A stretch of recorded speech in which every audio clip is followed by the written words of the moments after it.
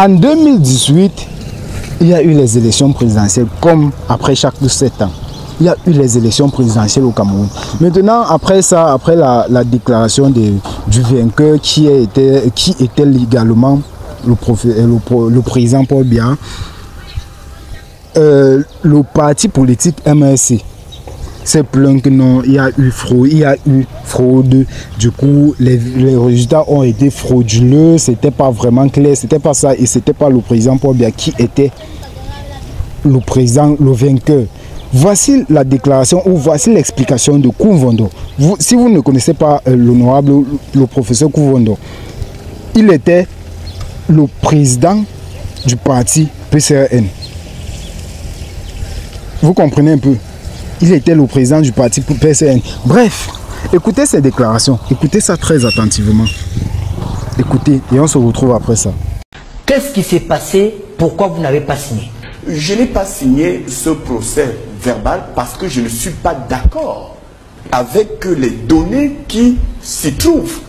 Et je suis donc logique avec moi-même. J'ai dit donc à Monsieur le Président que, je reprends ce que j'ai dit ce jour, que si moi, Kouvondo, j'étais la commission de recensement des votes, je ne recevrais pas certains procès verbaux, notamment les procès verbaux venant du Vouri et du Fundi. J'ai par devers moi là un document de la circonscription départementale de la Moufakon.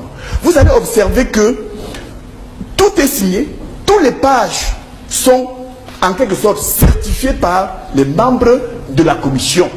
Même si... La commission de recensement en général, non, au niveau départemental. Local, d'accord. Mais seulement, la commission du Fundi a transmis des procès-verbaux qui n'ont jamais été signés, du moins si je m'en tiens à ce que j'ai vu, qui nous a été... Et j'ai donc dit que je ne peux pas recevoir, si j'étais membre de la commission, mais je ne suis pas... Mais la commission a reçu ces procès-verbaux qui auraient pu être fabriqués dans n'importe quel cybercafé ou dans n'importe quel secrétariat public. Parce que ça veut dire... Donc pour moi... Est-ce que tous les PV qui parvenaient étaient signés? Certains PV comme celui de la Moufakon que j'ai de part devant moi là sont signés, mais pour le Fundi, pour le Vouri, ce n'est pas signé. Et nous comprenons bien, il s'agit là d'une électorale hautement importante au regard du nombre d'électeurs qu'on peut dénombrer dans ces circonscriptions. D'ailleurs, le professeur Fogui, représentant du candidat Maurice Kamto, a eu à relever des différences entre les données qu'il avait par devers lui et qui lui ont été communiquées par ses équipes. Et il a exigé qu'on aille fouiller dans les procès-verbaux issus du bureau de vote. Il a issu une feuille de non-recevoir. Et c'est à partir de là que je me suis dit, de mon fond intérieur, et pour être logique avec moi-même, je ne signerai pas ces procès-verbaux que moi je n'approuve pas.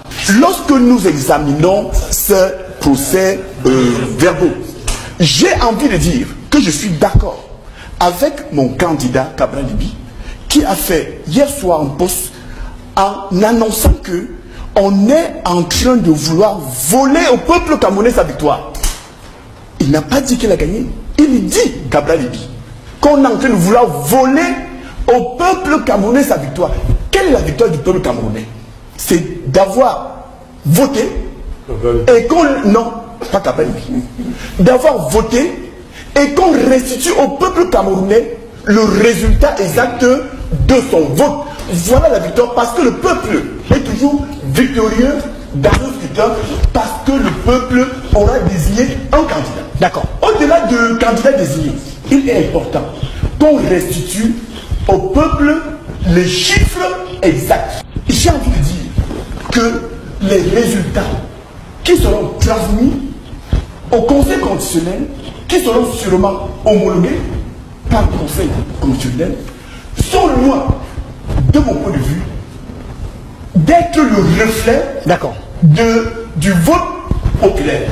Professeur, je voulais... J'ai appris que dans votre village, vous avez perdu l'élection. Merci de me poser la question. Je suis venu sur ce plateau avec les résultats de la Moufakon.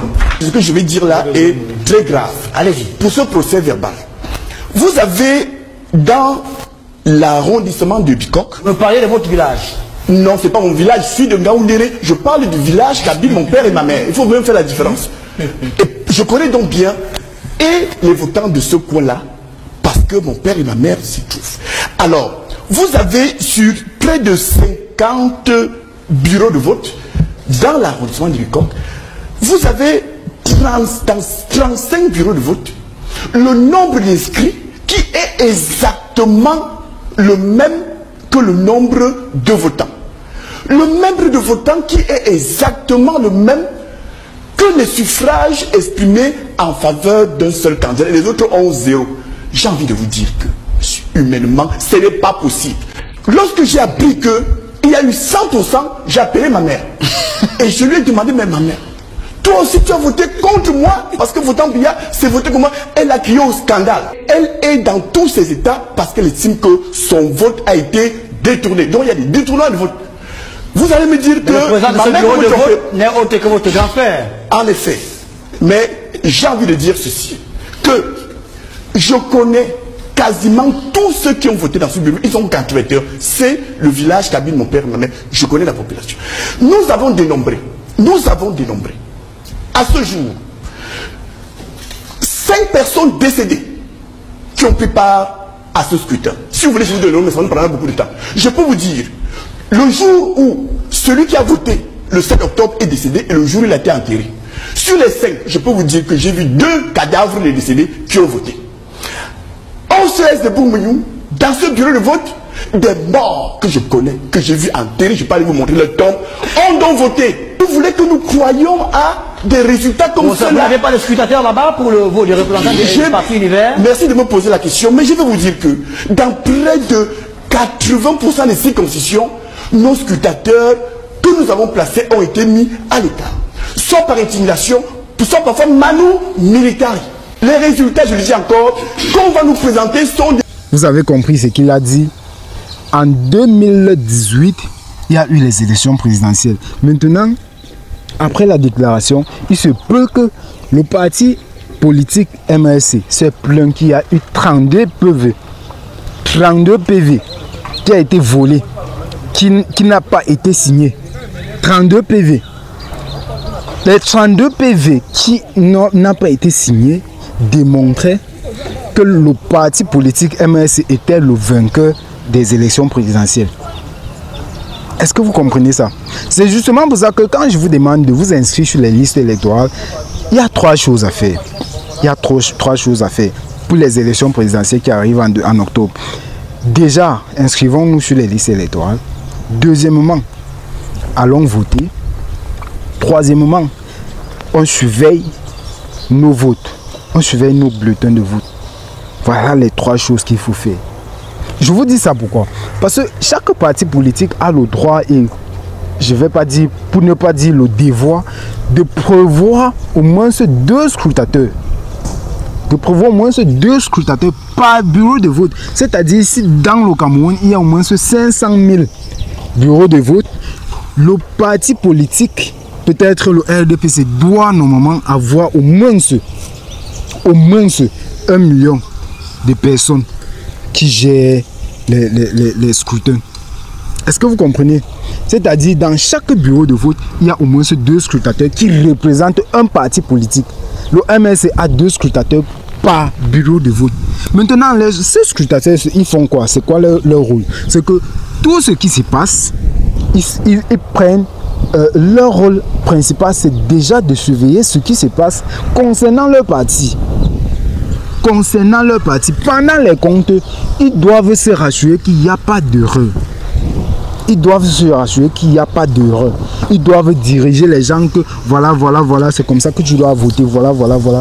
C'est exactement ça que chaque parti politique doit faire avec leurs scrutateurs. Maintenant, si après ça, le scrutateur, je vais dire quoi? Si après ça, après le travail du scrutateur, les PV qui doivent normalement être signés par les partis politiques et rendre au Conseil constitutionnel n'est pas rendu comme il se doit, ça c'est déjà un problème numéro 1. Ça c'est déjà un problème. C'est-à-dire quoi?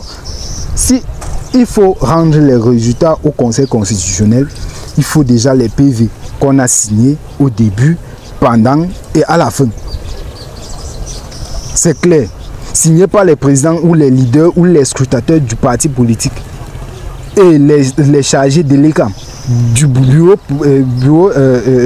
de vote. Vous comprenez un peu? S'ils n'ont pas signé, il y a un problème. Donc, les 32 PV qui ont été volés démontraient, étaient la preuve que voilà, le MSC était vainqueur. Kouvondo vous a expliqué ce qui s'est passé. Lui-même, il a refusé de signer parce que lui, il voyait que ce n'était pas clair. Allez, ciao, ciao.